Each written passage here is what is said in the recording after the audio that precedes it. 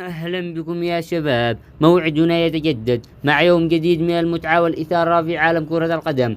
غدا الاثنين 24 أغسطس 2026 تنتظرنا مجموعة من المواجهات القوية والمباريات الحماسية في مختلف البطولات، وسط ترقب كبير من عشاق الساحرة المستديرة.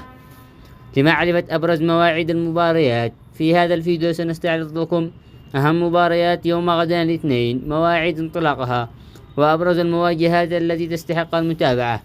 تابعوا معنا حتى النهاية لمعرفة جميع المباريات غدا وموعدها بالتفصيل. المباراة الأولى من الدوري الإنجليزي، فولهام ضد تشيلسي، الساعة 10 مساء بتوقيت مكة المكرمة. المباراة الثانية من الدوري الأسباني، أوساسونا ضد ليفانتيني، الساعة 8:30 مساء على توقيت مكة المكرمة. المباراة الثالثة من دوري روشن السعودي، نيوم ضد القادسية، الساعة 7:40 مساء على توقيت مكة المكرمة. المباراة الرابعة، الاتحاد ضد الحزم، الساعة 9 مساء على توقيت مكة المكرمة. المباراة الخامسة من الدوري الإيطالي، بولونيا ضد لاتسيو، الساعة 7:30 مساء على توقيت مكة المكرمة.